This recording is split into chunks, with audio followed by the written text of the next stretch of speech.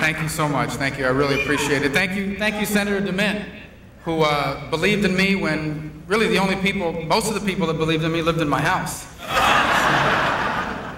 And thank you to CPAC. I'm really honored that you have me here today in Washington. You know, a week ago, we didn't know we were going to make it here. We were watching all the images of that winter weather, this extraordinary blizzard that even impacted government. I don't know if you know this, but the Congress couldn't meet to vote on bills.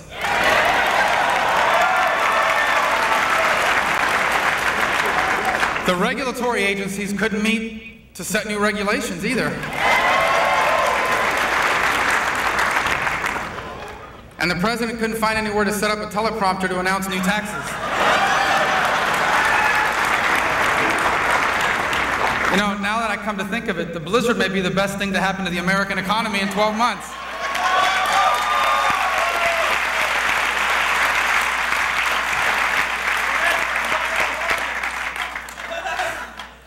I also want to take a moment and recognize all of you folks that came up from Florida that are here today.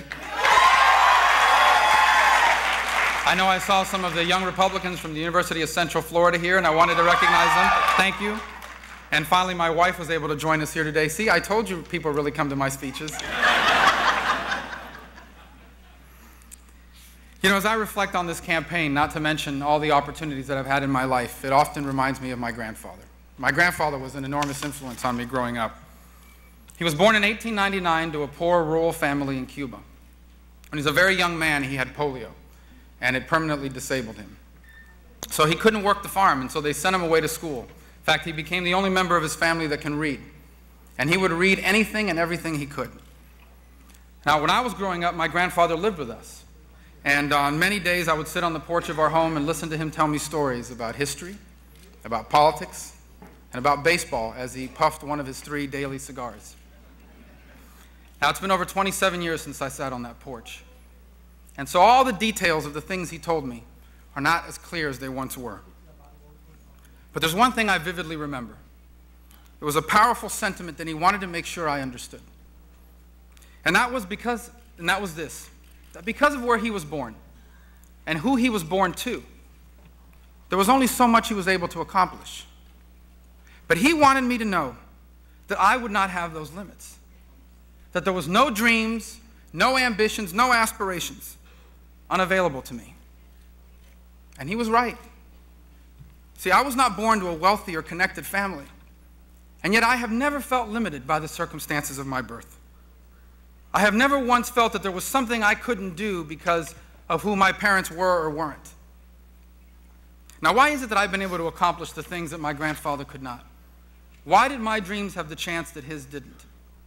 The answer is simple. Because I am privileged.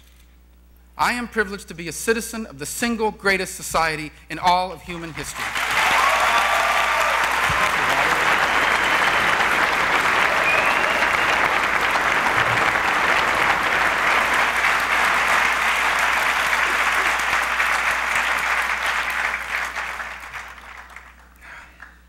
There's never been a nation like the United States, ever. It begins with the principles of our founding documents. Principles that recognize that our rights come from God, not from our government.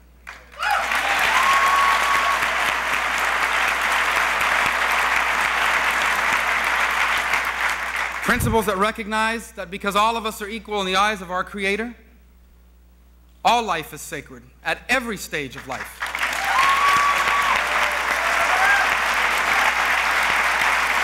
Now, these principles embody a commitment to individual liberty, which has made us the freest people in history. They also made possible our free enterprise economy, which have made us the most prosperous people in history. The result is in America, which is the only place in the world where it doesn't matter who your parents were or where you came from. You can be anything you are willing to work hard to be.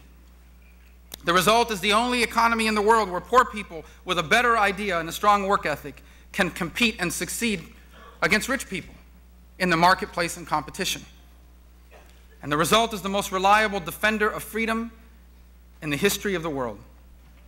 Simply put, there's nothing like America in all the world. And even today, with the problems that we face, who would you rather be? Which country would you trade places with? Just remember and ask yourself, When was the last time that you heard news accounts about a boatload of American refugees arriving on the shores of another country?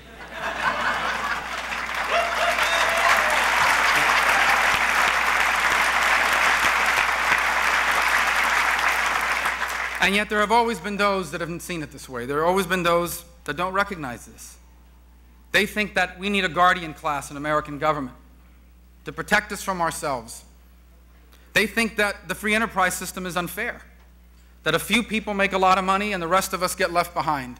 They believe that the only way business can make its money is by exploiting its workers and its customers. And they think that America's enemies exist because of something America did to earn their enmity.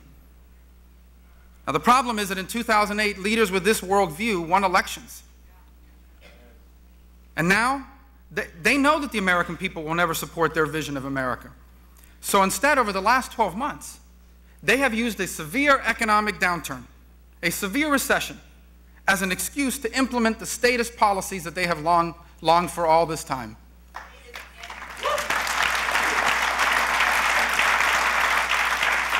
In essence, they are using this downturn as cover, not to fix America, but to try to change America. To fundamentally redefine the role of government in our lives and the role of America in the world. And let's remember this, the expansion of government at home has implications abroad for our country. You know, this growth in our government is being funded by borrowed money. And almost half this money is held in foreign countries. In fact, one of them, China, every time we say something they don't agree with, they remind us of that. The good news is that it didn't take long for the American people to figure all this out.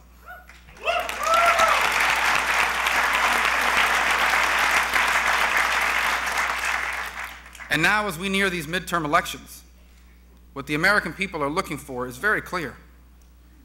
They are looking for leaders that understand what is happening, will come up here and stand up against it, and in its place will offer a clear alternative. First, we have to understand what's happening. Leaders at the highest levels of our government are undertaking a deliberate and systematic effort to redefine our government, our economy, and our country. Now, people, as I said, all across America figured this out over a year ago. They didn't wait for their senator or for their congressman to do something about it. They did it themselves. They have taken matters into their own hands, from tea parties to the election in Massachusetts.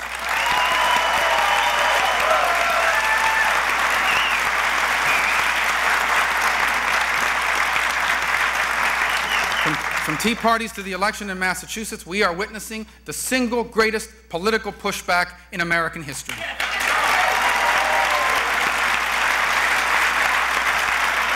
Now, the political class tries to make sense of all this, but they can't. Because never has the political class or the mainstream media that covers them been more out of touch with the American people than they are today.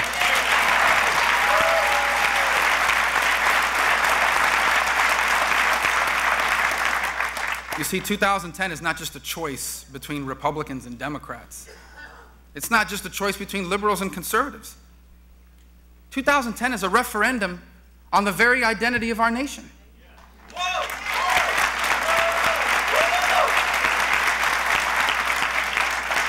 And the issues are so big, so consequential, so generational, that many of the old rules of political engagement will not apply. For example, a long list of early establishment endorsements will not spare you a primary.